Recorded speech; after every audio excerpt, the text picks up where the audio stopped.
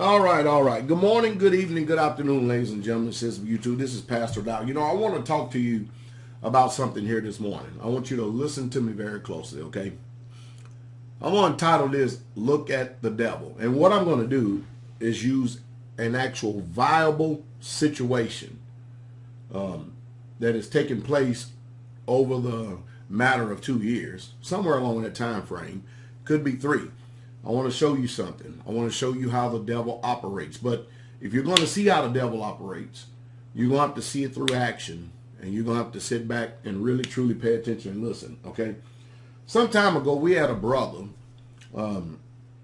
that became fond of the ministry.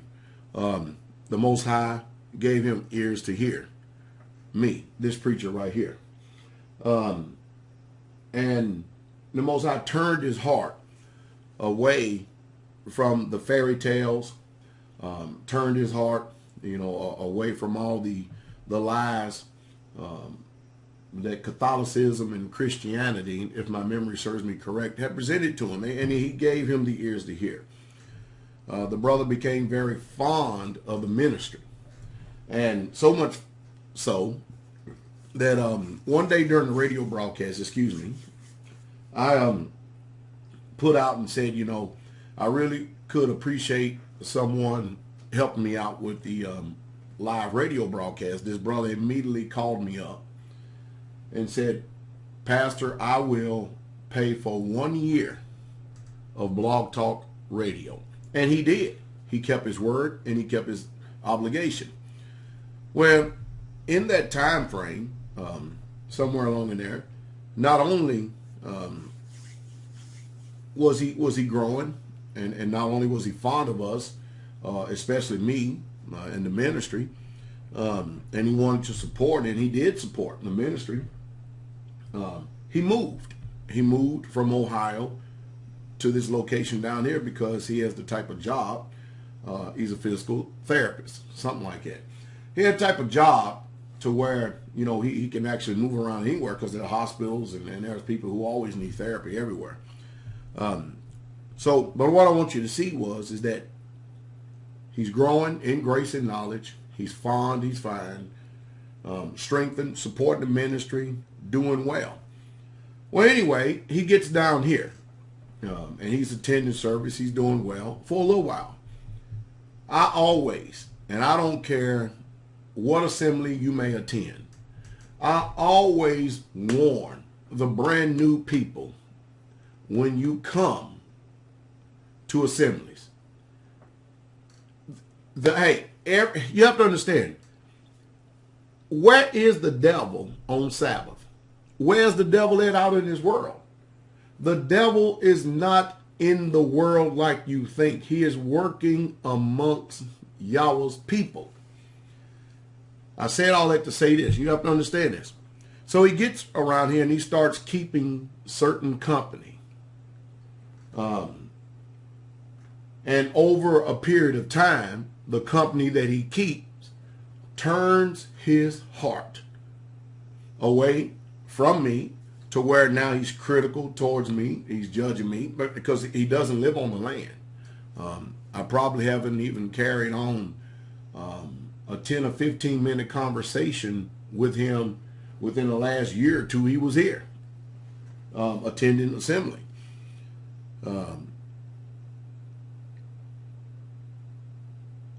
A couple people later on would come back and tell me the type of conversations that they would have with him, which was not healthy conversations because they themselves were offended. And after they had realized that they themselves were offended, and for no reason whatsoever at all, it was just trumped up charges, just the enemy using them because of misunderstanding and stuff. I tell y'all people all the time that many of y'all have a lot of blood on y'all hands. Y'all are offending a lot of Yahweh's little ones. Can you imagine when somebody move a geographical location from one place to the next, and then they get here, they get around the wrong crowd of people? That's the reason why I preach and teach over and over again. Who is Korah? Who is Dathan? And who is Abiram today? Nobody's ever going to admit it. But when you look at function, when you look at fruit, this is what tells us I know that the heart is deceived. And this video is to not only help those who are coming and listening to Straightway, the Straightway Truth Ministries, but any ministry, I don't care where you at, look at the devil.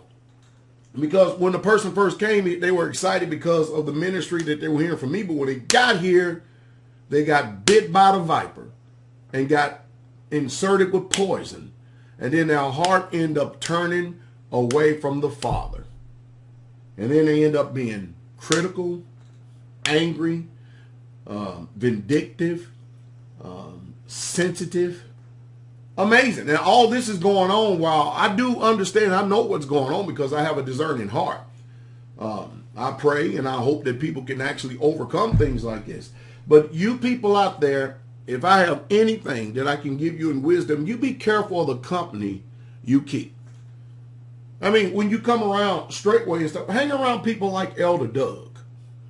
I mean, you know, he's a good man. If you want to learn something from them, hang around somebody like that.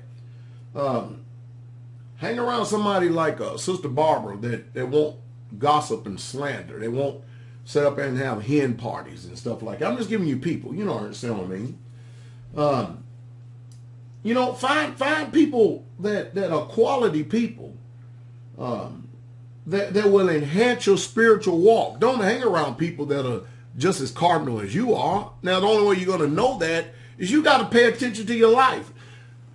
Sad part about it is another soul bites the dust. Now they have fallen out because of the company that they chose. See, here is the cancer of murmuring. Here's the cancer of griping and complaining. Now, the sad part about it is this. There are people who realize the error of their way. And I'm still watching fruit though, because fruit takes time to produce. I'm not like these other people that just because somebody say I'm sorry or I repent, that I'm going to put my guard down and I'm just going to sit there and accept you wholeheartedly. No, I'm going to wait some seasons to see what type of fruit this tree produces. But it's inevitable. It doesn't take much discerning at all for any of us to understand and see that when fruit started good and then it ends up getting corrupt and getting rotten, it's getting rotten by somebody. It's become rotten because there's some fruit that is already rotten. There's some people are rotten. How much discernment does it take? And there are people that come to this ministry. I've watched it once, watched it 1,000 times, and they come to any ministries. Afar off, they do fine, they do good. But when they get around certain people, all of a sudden, their fruit becomes rotten as well. They start off good fruit, but and mind you, they're not fellowshipping with myself and Sister Carol. They're not fellowshipping with Elder Doug and his wife, or the people here on the community at Straightway. Even at that, you have to be careful with some of the company that you keep. And I'm purposely mentioning certain people. I'm setting the bar real high, trying to get you people to understand. But now there's a lot of people that so-called have come to the knowledge of the truth. They understand the error of their way. But see, this is the cancer. Because once you insert that poison, that offense into someone, you might be able to come to the knowledge of the truth, but they may never recover. They may never recover from the poison and be infected for the rest of their life. As a matter of fact, they may never, ever have their heart turned back to the Father again because of the communication, because of the type of fellowship that they had with you. Oh, now you sitting over here happy. You sitting over here, oh, you got it and you being restored, but you just killed a soul. You just literally have been used of the devil, the Hasatan, to kill a soul. And there's been a lot of people that have come into this particular ministry that they all do fine and do well until they get around certain people. I watched this. I've been watching it over the years. Myself and the elder sit back and watch it again and say, ain't that amazing? Another one bites the dust.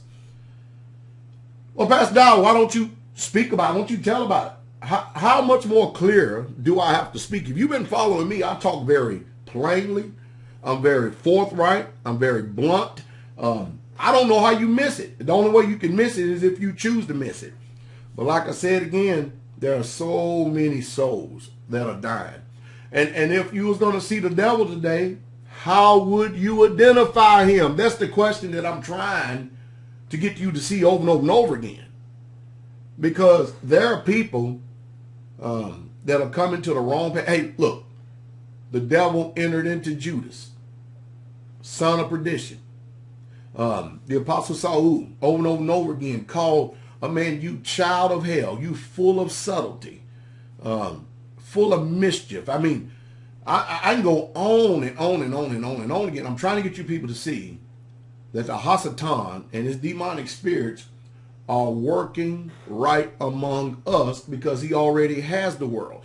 Do not make the mistake of ever assuming because you come to a fellowship, whether it be here or in Kansas or in Houston, New Jersey, the New York area, the Michigan, the Florida, the Georgia, the South Carolina, the California. Do not ever make the mistake and assume because you are fellowshipping Arizona with Straightway or Saints or people who are affiliated with Straightway or in Canada or Australia or Hawaii. I'm just naming you locations where there are saints. Washington State. I can go on and on and on. Do not ever make the mistake and assume because you are fellowshipping with people who listen to me and they're so-called follow me as I follow Christ, that you are hanging around people that Pastor Dow personally approves of. You are charged to know trees by the fruit that they bear. And you had better start getting it. You had better start getting it. If you're cardinal minded, you're not going to want to hang around. If you're cardinal minded, you don't want to hang around nobody like me.